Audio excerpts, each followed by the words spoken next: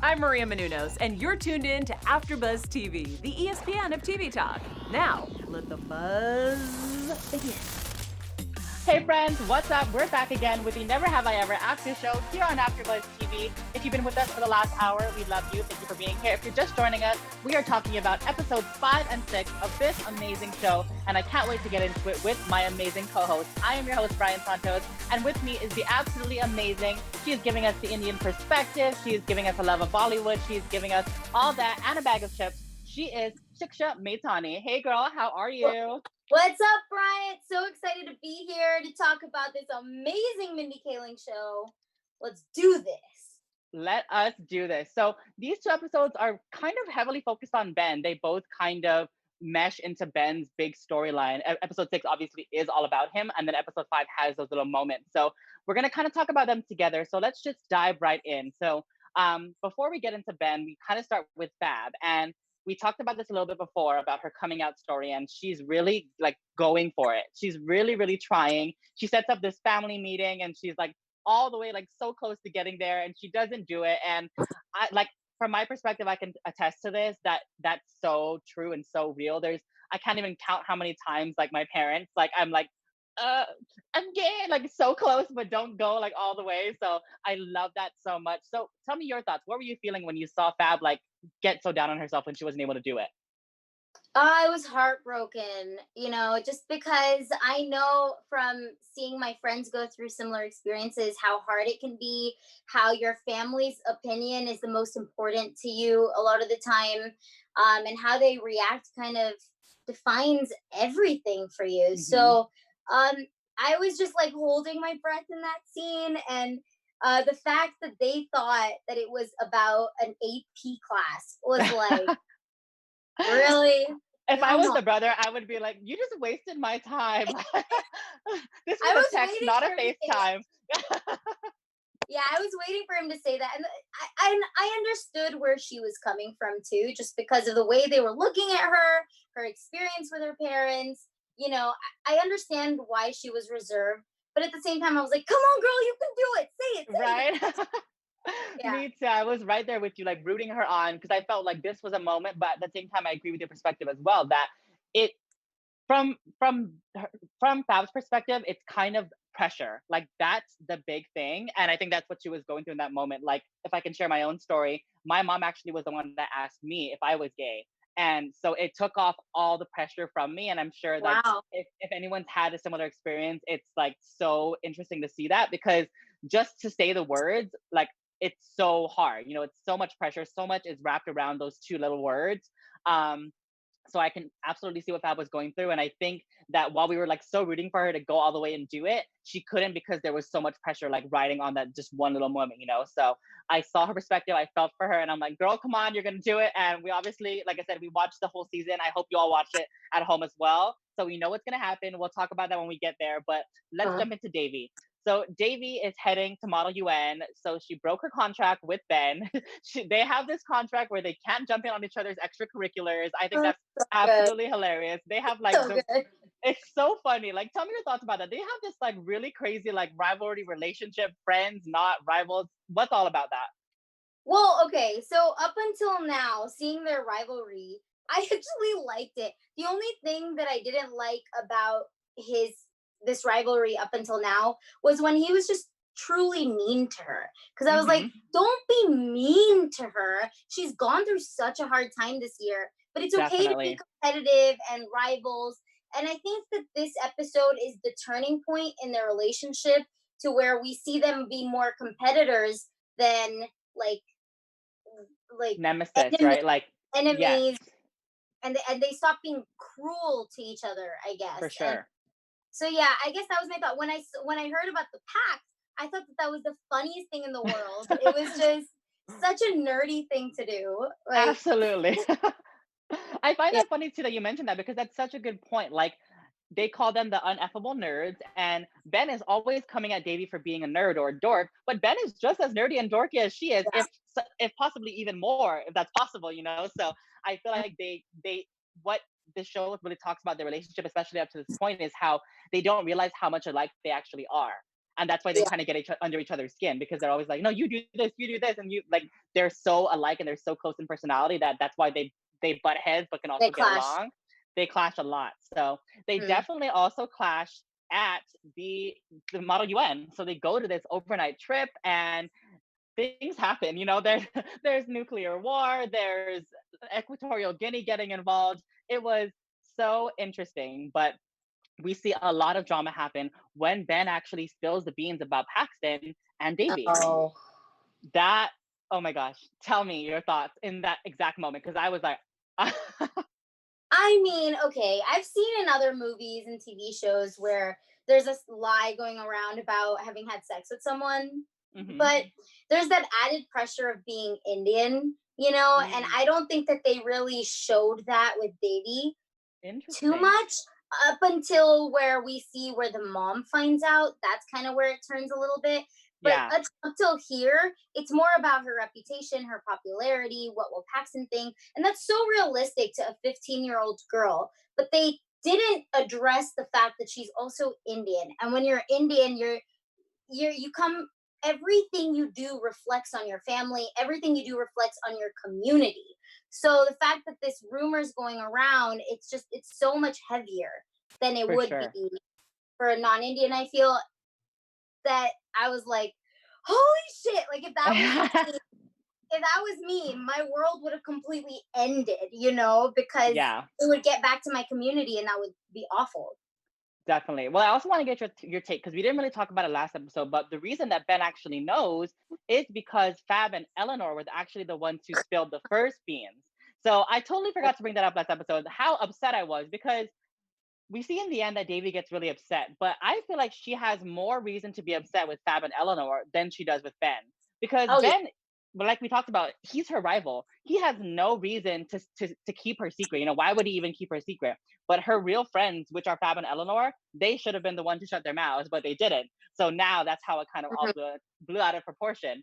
And I also laughed when the three girls, she walked back up into the hotel room and they're like, we're going to give you the bed because you're used to sleeping next to a marble statue. And I was like, what the hell? Like, it was just so funny. But it's crazy how you mentioned the reputation and what a little rumor or what a little lie can do and how it can kind of twist and turn between high school. Because while someone like Ben sees it as like, oh my gosh, you're doing this thing to yourself, all the other people in apparently the SoCal area like commend her for it, because Paxton is just this bomb.com thing, you know? So I thought that was super interesting to see that dynamic of how this rumor is viewed from so many different perspectives throughout their high school, throughout just their community. So I love that.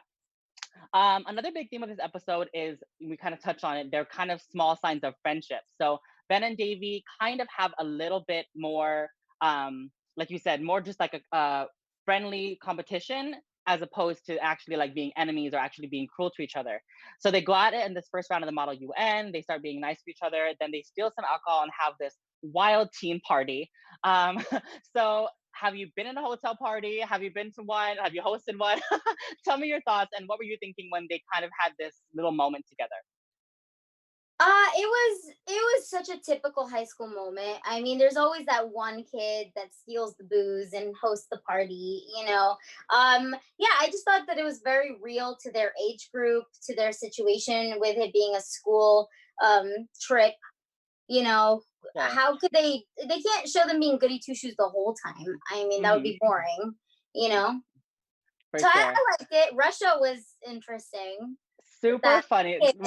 When they stole the alcohol, I was literally like laughing. Like, and then he just totally threw them under the bus. He's like, no, they did it. Like, I was like, oh my God. So perfect. I loved it. Well, that's when we get to the end. After that whole hotel party happens, shit hits the fan, and Paxton finds out that she's been lying, because apparently now Ben knows, now the girls in the hotel room knows, they texted everybody in their group chat, so apparently the whole school knows now.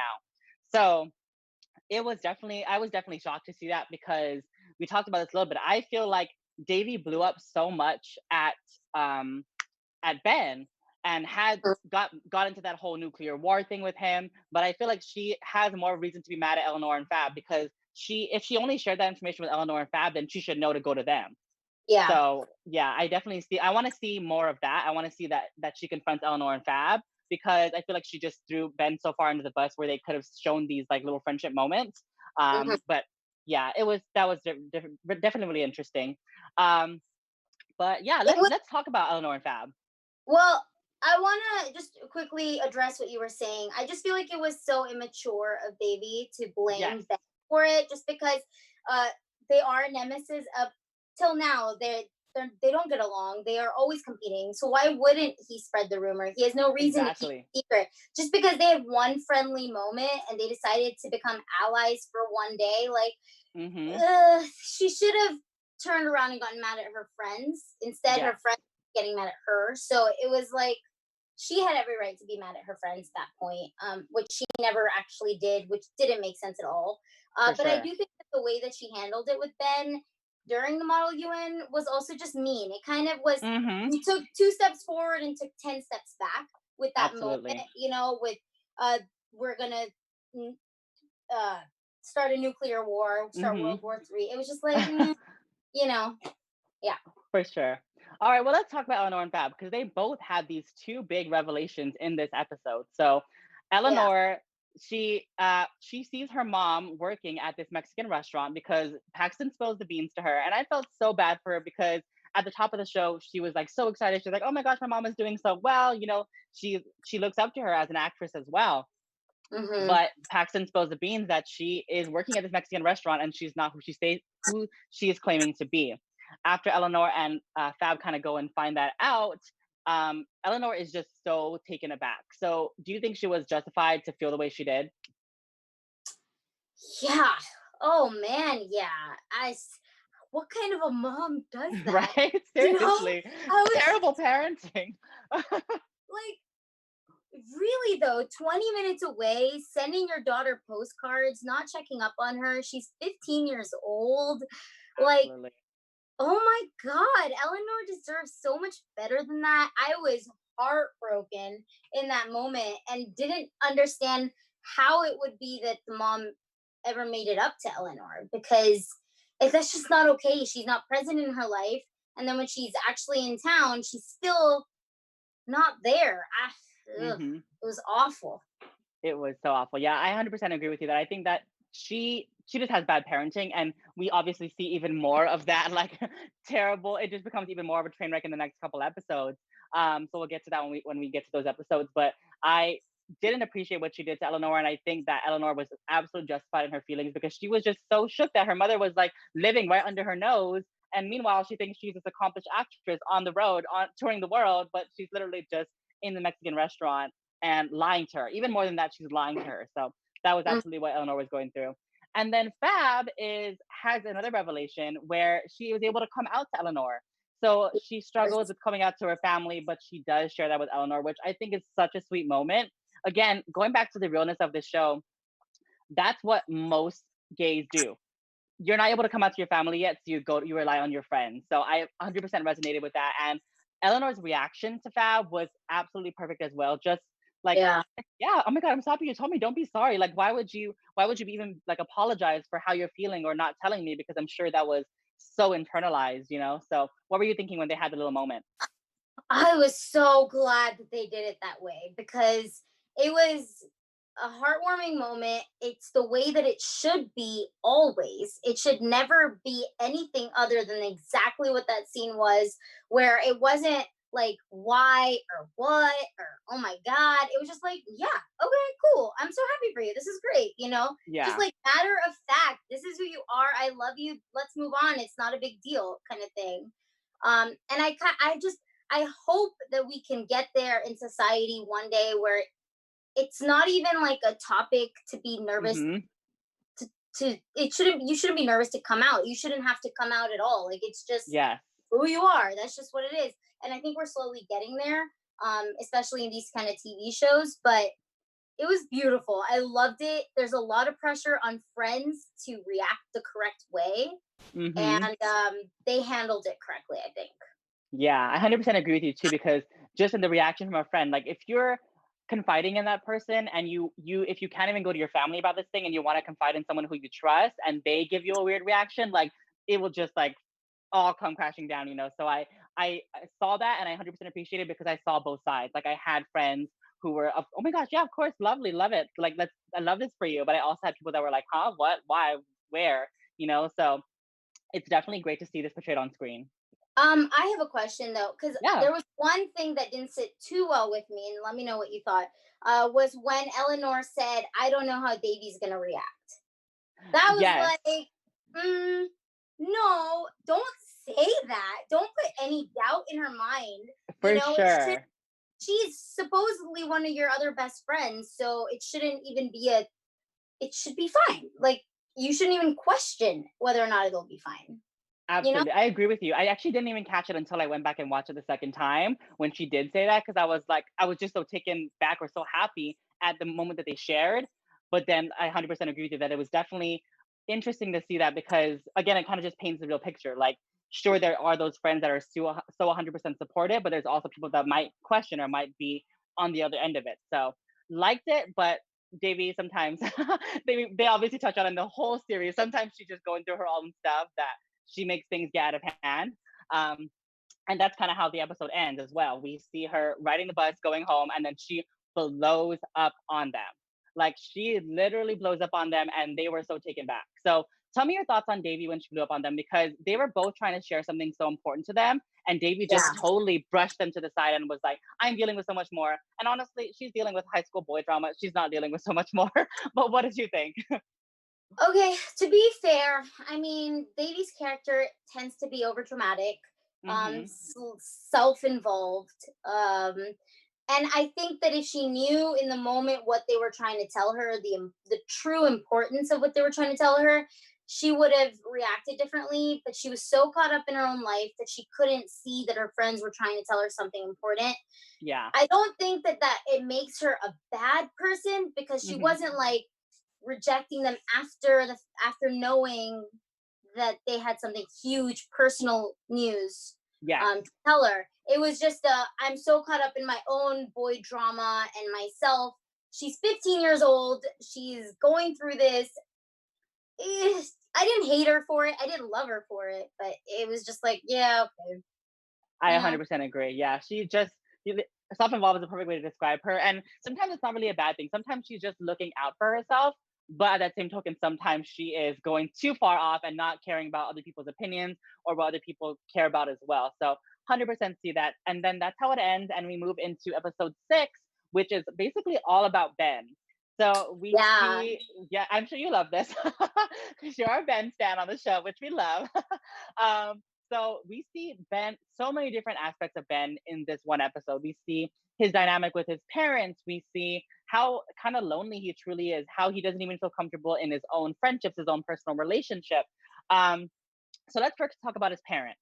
So he comes back in from the trip, and his mom's just like, bye, I'm on my way out. See you later. Thank you, next. Like, tell me your thoughts about the mom and just his demeanor when it changed when his mom told him that. Like, yeah. Well, first of all, that was Angela from The Office.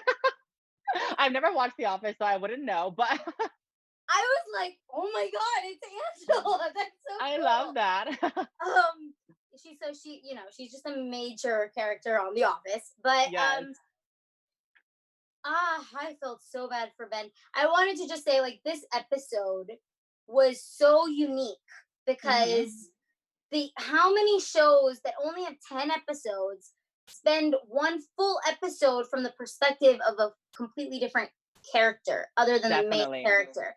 So to see, I was just like, is this really happening? This is the episode? What?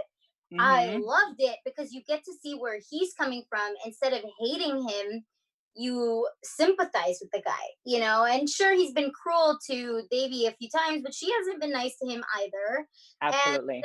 he's dealing with his own shit, just like she is. And it just humanizes him a little bit more, makes you really feel for his character. When the mom did that, and she was, oh, I wanted to punch her. Like, no, what is this crap? Are you kidding me? He had such a bad time at Model UN, and you're walking out without even asking him.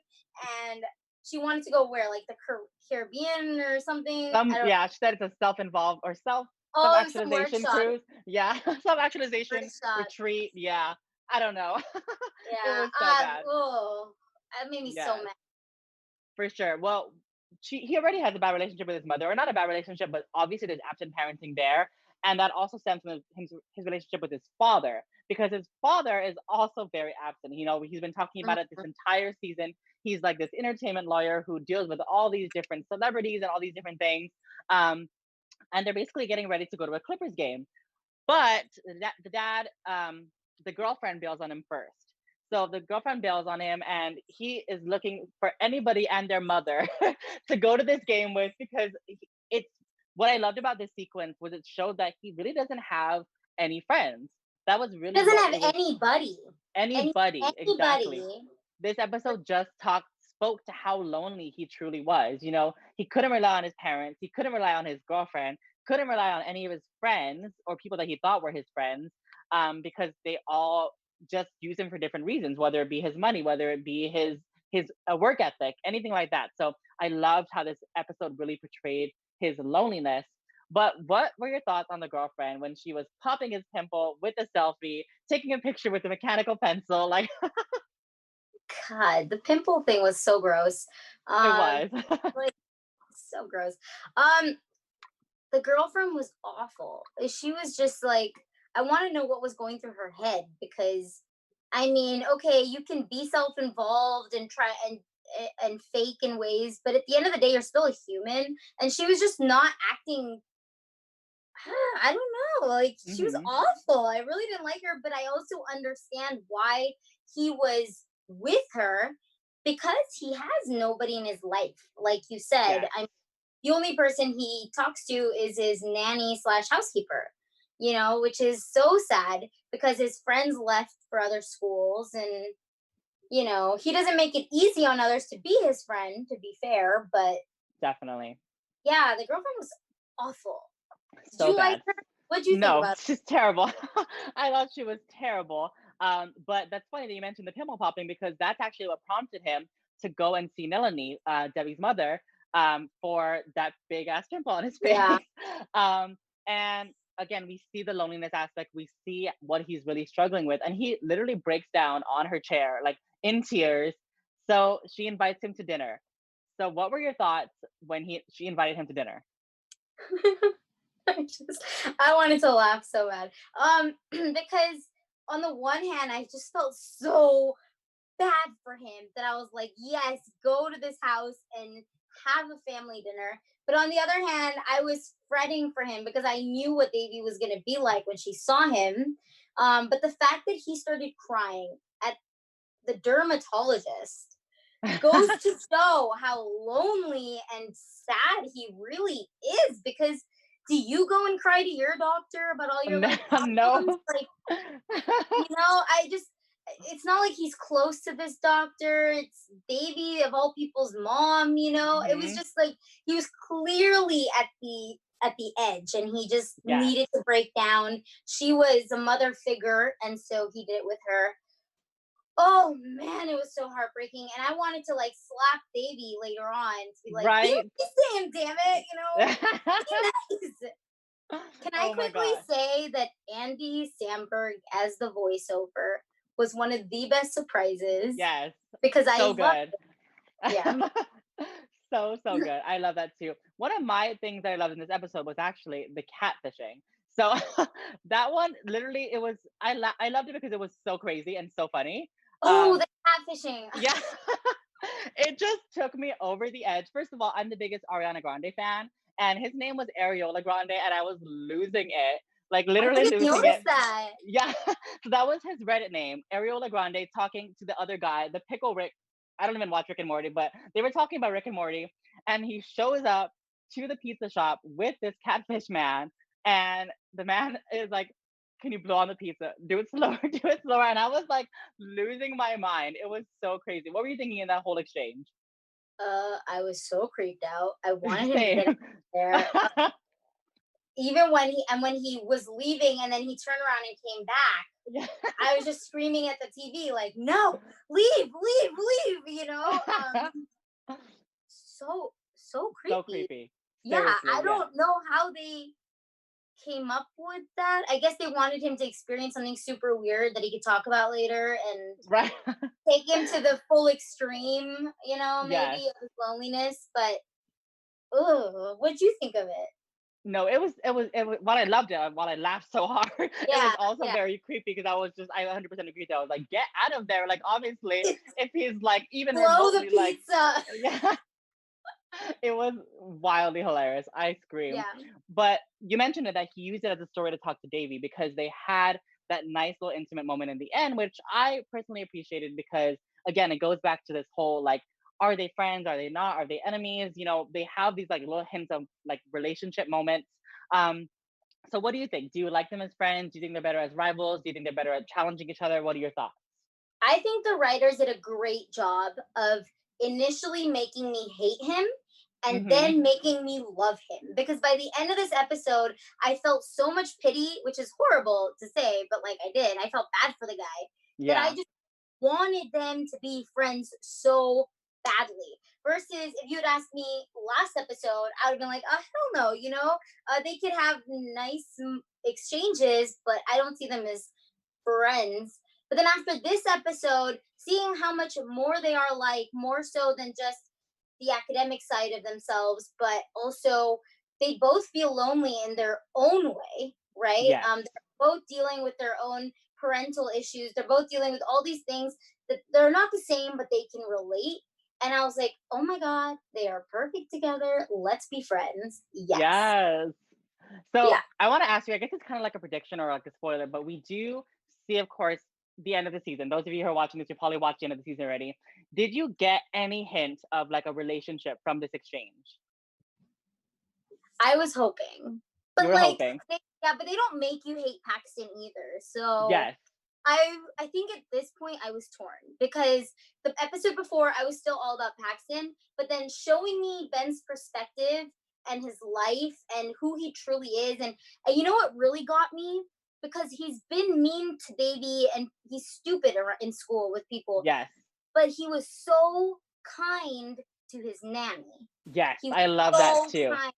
And for me, that was like, he's actually a good person.